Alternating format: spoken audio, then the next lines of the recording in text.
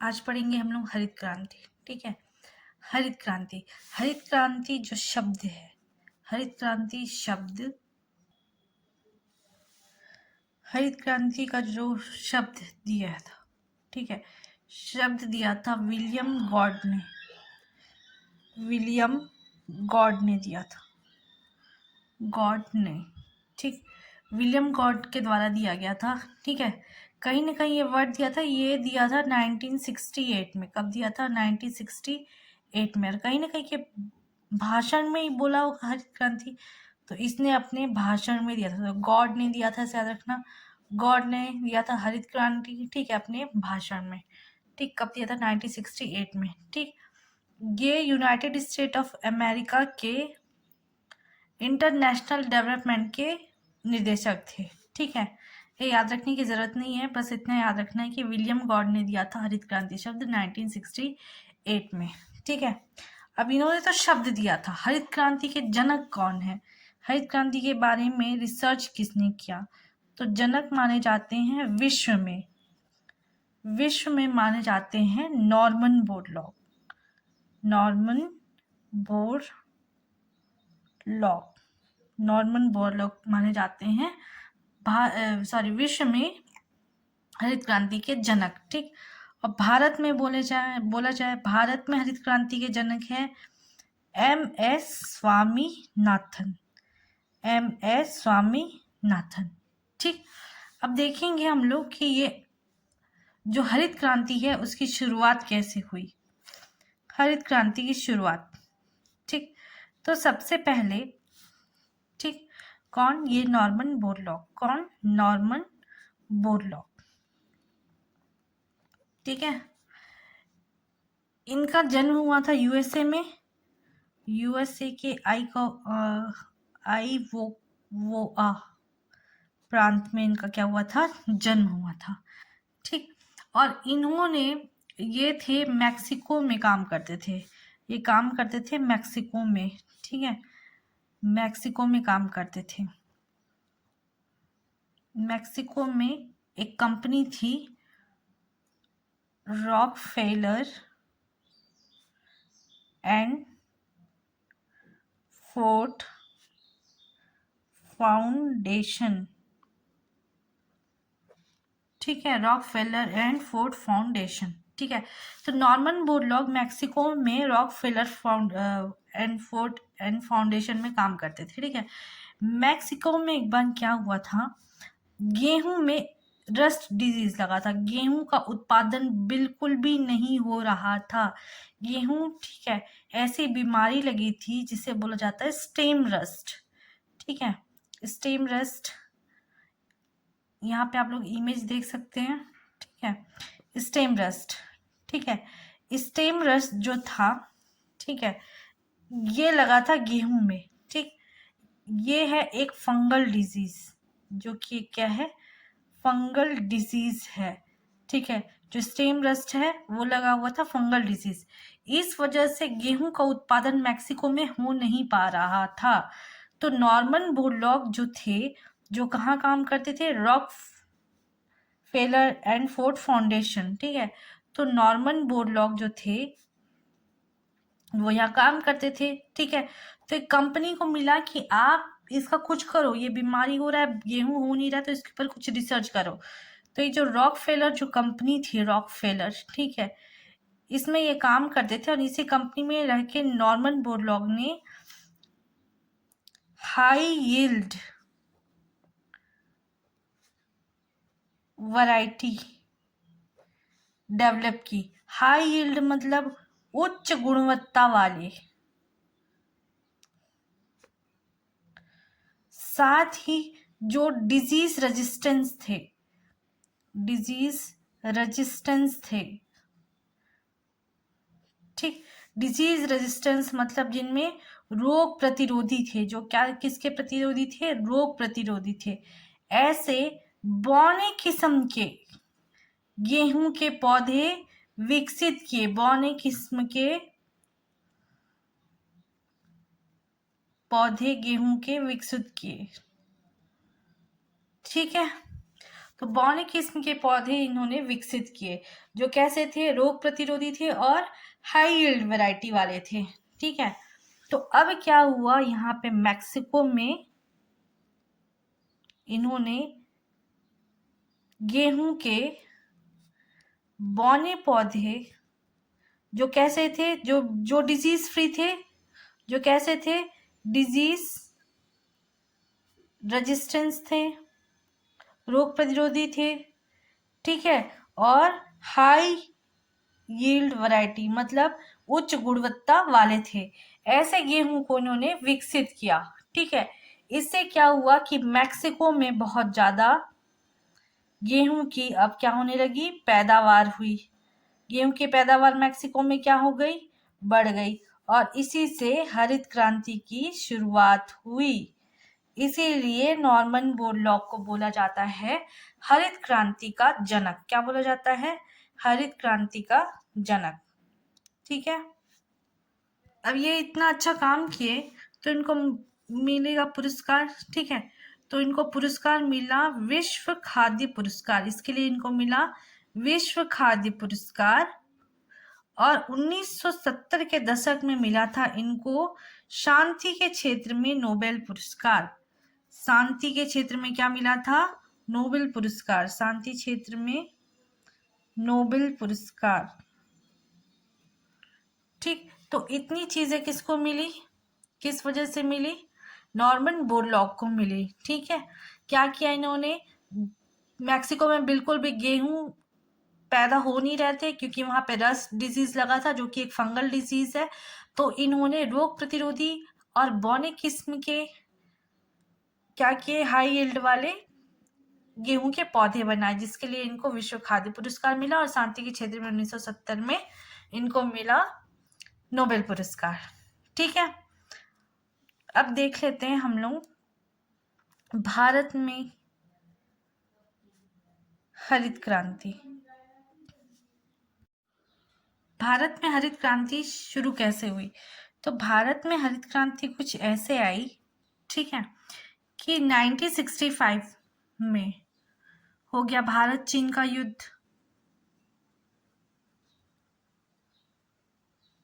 ठीक है, पाकिस्तान के साथ युद्ध। ठीक है, तो इस टाइम पे पड़ गया था हमारे यहाँ पे सूखा, हमारे यहाँ पे इस टाइम पे पड़ गया था, युद्ध हुआ था और उसके साथ पड़ गया था सूखा। तो जो उत्पादन था कृषि का वो बहुत हो गया था नीचा। ठीक है, तो इसी समय तृतीय पंचवर्षीय योजना के दौरान, तृतीय पंचवर्षीय योजना में, ठीक है, हरित क्रांति भारत में लाया गया। हरित क्रांति भारत में लाया गया कौन से पंचवर्षीय योजना के दौरान, तो तृतीय पंचवर्षीय योजना के दौरान क्या हुआ, भारत में हरित क्रांति लाया गया, हरित क्रांति लाया गया। ठीक है, क्वेश्चन बन सकता है कौन सी पंचवर्षीय योजना में आ गया था हरित क्रांति भारत में, तो तृतीय पंचवर्षीय योजना। ठीक है, तो तृतीय पंचवर्षीय योजना में क्या आई, हमारे यहाँ पे हरित क्रांति आई। ठीक है, तो तृतीय पंचवर्षीय योजना में आ गई भारत में हरित क्रांति। ठीक है, रीजन ये था कि भारत चीन युद्ध हुआ था 1965 में, पाकिस्तान के साथ भी युद्ध हुआ था और पड़ा था सूखा भारत में, तो उत्पादन में हो गई थी कमी, इसीलिए तृतीय पंचवर्षीय योजना में क्या लाया गया, भारत में हरित क्रांति लाया गया। हरित क्रांति लाया गया तृतीय पंचवर्षीय योजना में।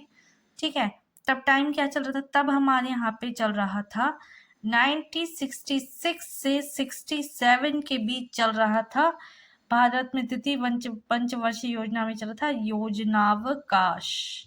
इसी टाइम पे आया हमारे यहाँ पे हरित क्रांति। ठीक है, तो योजनावकाश चल रहा था तृतीय पंचवर्षीय योजना में जो 66-67 में, उसी टाइम में आया हमारे यहाँ पे क्या, हरित क्रांति। ठीक है, अब उस टाइम पे कौन कौन थे, किसका किसका सहयोग था। ठीक है, तो राजनीतिक प्रमुख देखेंगे हम लोग, राजनीतिक प्रमुख कौन कौन थे। ठीक है, पीएम थी उस टाइम में इंदिरा गांधी, इंदिरा गांधी। ठीक, उसके बाद राष्ट्रपति थे सर्वपल्ली राधाकृष्णन, डॉक्टर सर्वपल्ली राधा कृष्णन। ठीक है। खाद्य मंत्री थे हमारे यहाँ पे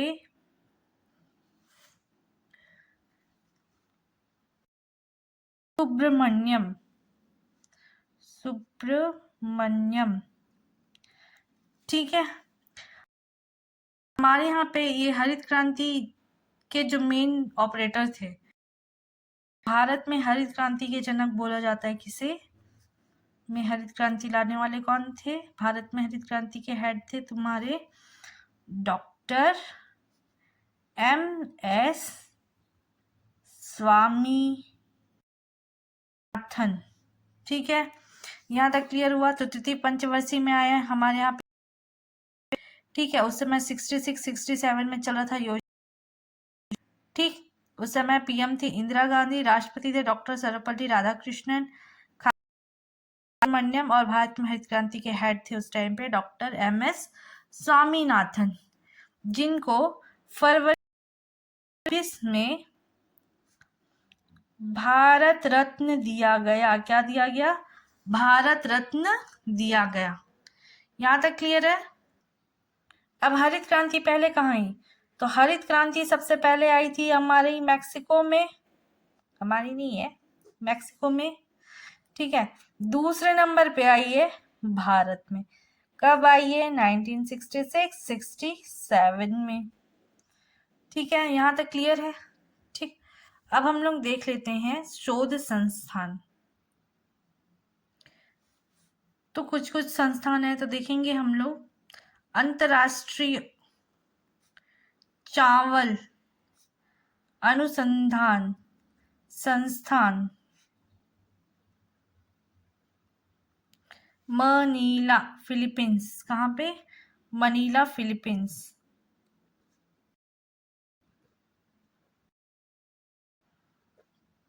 ठीक, ट्रिय गेहूं और मक्का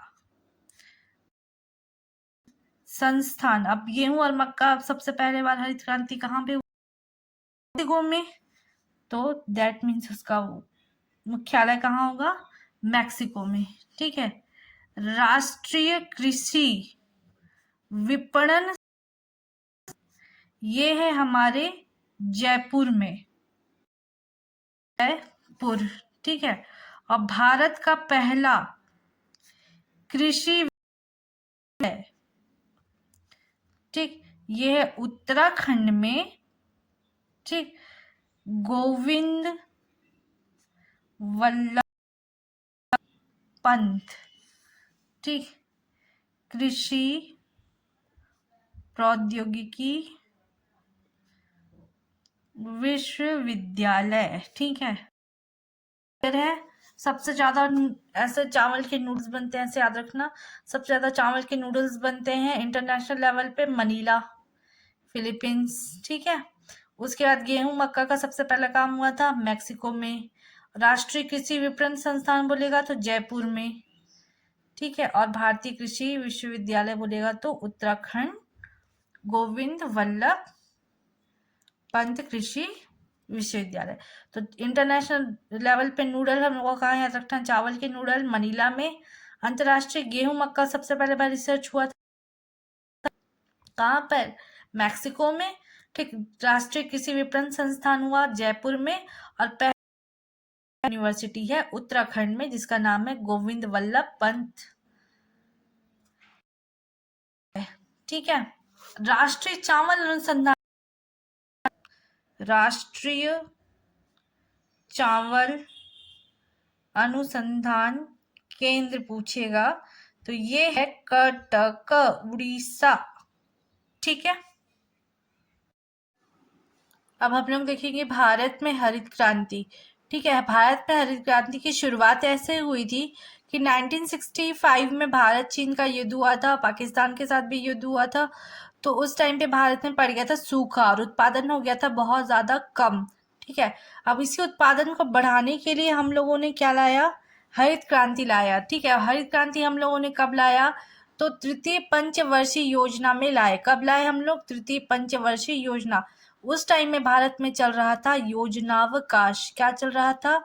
योजनावकाश का टाइम चल रहा था, ठीक है। 1966 से लेके 67, ठीक, 3 स्टेप में पूरा हुआ ये, ठीक है।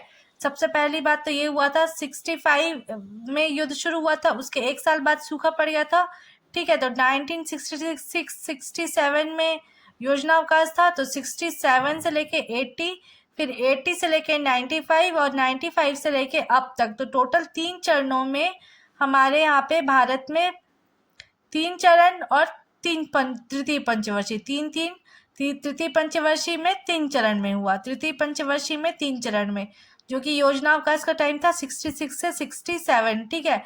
तृतीय पंचवर्षीय में 3 चरण में 67, 80, फिर 81 से 95, फिर 95 से लेके अब तक, ठीक है। कौन कौन सा, ठीक, एरिया तो पंजाब, हरियाणा, उत्तरी राजस्थान और यूपी वेस्ट, ठीक है। तो इन 4 जगह पे पंजाब, हरियाणा, राजस्थान और पश्चिमी यूपी में हरित क्रांति की शुरुआत हुई, ठीक है। मेन इसका उद्देश्य क्या था? तो पुरानी जो परंपरा थी कृषि की, ठीक है, जिससे कि उत्पादन, हम जैसे कि बारिश के भरोसे रहते थे, ठीक है, बीज भी हमारे पुराने जमाने के थे, उतने उन्नत नहीं थे, ना ही उनमें प्रतिरोधक क्षमता थी और ना ही उनमें ज्यादा उत्पादन की क्षमता थी, ठीक है। तो ये सब पुरानी कृषि परंपरा वाले स्रोत भी हुए और पुरानी कृषि परंपरा भी, जैसे हल, नागर, ये सब यूज होते थे, तो उनके जगह पे आधुनिक कृषि पद्धति लागू किए, जैसे कि मशीन, अच्छे क्वालिटी के बीज, खाद, ये सब यूज हुआ, ठीक है। तो उत्पादन क्या हो गया? बढ़ गया, ठीक है। तो हरित क्रांति का मेन चीज ये था कि पुरानी कृषि परंपरा को तोड़ करके आधुनिक कृषि परंपरा लाना, जिससे कि उत्पादन क्या हो सके? बढ़ सके, ठीक है। अब इसमें क्या क्या यूज हुआ? तो रासायनिक किया गया, ठीक है। उन्नत बीज बोले तो हाई वैरायटी के जो बीज होते हैं, उन्नत बीज, ठीक है। फिर सुविधा बढ़ाई गई ताकि उत्पादन बढ़ सके, ठीक है। फिर उसके बाद बहुफसली खेती की गई।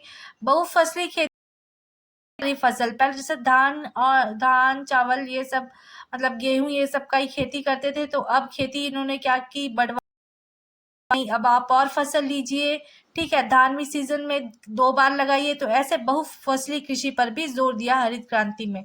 फिर आधुनिक कृषि यंत्र का यूज किए, जैसे कि कटाई, बुनाई, ये सब में अब नए नए मशीन आने लगे, तो उनका यूज कम होगा और प्रोडक्शन भी बढ़ेगा, ठीक है। उसके साथ ही कृषि केंद्रों की क्या की? स्थापना की, ठीक। क्रांति में कौन कौन से बीज प्रयोग हुए थे, ठीक है। तो पूरे विश्व में हम लोग देखेंगे तो गेहूं और चावल में कौन कौन से बीज हुए थे, ये से एग्जाम में आ सकता है, ठीक है। तो गेहूं में आया था 64A, नॉरिन, सोनारा 64, ठीक है। तो इसको रोज नहाना सोना, जी रोज जाएगा गेहूं, रोज नहाना सोना, ठीक है। तो रोज से हो जाएगा रोजो, नहाना से हो जाएगा नॉरिन और सोना से हो जाएगा सोनारा। और कितने साल तक नहाना है आपको? टोटल, उसके बाद तो पता नहीं नहा पाओगे नहीं, ठीक है, हाथ पैर बैठ जाएगा। तो कितने साल तक नहाना? 64 तक। तो जी रोज नहाना सोना, ठीक है। तो जी से हो जाएगा गेहूं, रोज से हो जाएगा रोजो, नहाना से नॉरिन और सोना से हो जाएगा सोनारा 64, ठीक। चावल में ताइचुंग, चाइनीज लोग चावल नूडल ज्यादा खाते हैं, ठीक है। तो ताइचुंग, ठीक है, IR 36, 64, 72 तक ही जिंदा रहते हैं, या तो 36 में ही निपट जाएंगे, या तो फिर 64 में, या तो फिर 72 में। ऐसा तो चाइनीज लोग 36, 64, 62, सॉरी 36, 64, 72, 36, 64, 72 तक ही जिंदा रहते हैं, ऐसे याद रखना, 72 तक, ठीक है। फिर उसके भारत के उपलक्ष्य में हम लोग देखेंगे तो गेहूं में सोनारा का यूज हुआ था। सोनारा में सरबती सोनारा, तो आटा का पैकेट होता है, उसमें लिखा होता है ना, मध्य प्रदेश के सरबती गेहूं का यूज हुआ है। तो ये सरबती जो वैरायटी है गेहूं के बीज की, ठीक है, हरित क्रांति में यूज हुई बीज, ठीक है। तो शरबती लिखा रहता है, शरबती MP के शरबती गेहूं के उच्च क्वालिटी से बना, ठीक है। तो वही शरबती सोनारा है ये, ठीक है। तो न सोनारा 64 से शरबती सोनारा तक, ठीक। चावल में लरमा रोजो 64A लरमा, ठीक है, आता है पूसा धान चावल, ऐसा कुछ कुछ बीज लिखा रहता है। तो लरमा रोजो 64A से पूसा लर्मा तक यूज हुआ है। अब देखेंगे कि किस पे सबसे ज्यादा क्या पड़ा, प्रभाव पड़ा। ठीक है, तो सर्वाधिक प्रभाव पड़ा, सर्वाधिक प्रभाव पड़ा ये गेहूं पे। सबसे ज्यादा भारी मात्रा में उत्पादन हुआ गेहूं का। ठीक है, गेहूं जो कि हमारी कौन सी फसल है, रबी की फसल है। ठीक है, अब किस पे फसल का क्रम देख लेंगे, किस पे सबसे ज्यादा, कौन सबसे ज्यादा उत्पादन हुआ, गेहूं का। फिर हुआ उसके बाद चावल या धान, जो भी बोलेंगे, धान का। फिर हुआ मक्का का, तीसरे नंबर पे मक्का का। फिर उसके बाद ज्वार, और लास्ट में हुआ बाजरा। ठीक है, तो इतने सारे बोलना चाहिए खेती पे प्रभाव पड़ा। सबसे ज्यादा गेहूं पे, फिर धान पे, फिर मक्का पे, फिर ज्वार पे। ठीक, और लास्ट। ठीक है, अब हम लोग देखेंगे कि सिर्फ कौन कौन सी संस्थाएं थी। ठीक है, अब हम लोग ये देख लेते हैं कि द्वितीय हरित क्रांति मतलब कब शुरू हुई। ठीक है, तो द्वितीय हरित क्रांति शुरुआत हुई, द्वितीय हरित क्रांति की शुरुआत हुई थी, द्वितीय हरित क्रांति की शुरुआत हुई थी सन 2006 में। कब, 2006 में, सन 2006 में द्वितीय हरित क्रांति। ठीक है, इसे ही इंद्रधनुष क्रांति भी बोला जाता है, इंद्रधनुष क्रांति, या फिर इसी को सतरंगी क्रांति भी बोलते हैं। क्या बोलते हैं इसको, सतरंगी क्रांति भी बोला जाता है। ठीक है, इसकी अवधारणा, इसका जो कॉन्सेप्ट किसने दिया था, तो दो लोगों ने दिया था, हमारे महान वैज्ञानिक एपीजे अब्दुल कलाम आजाद जी,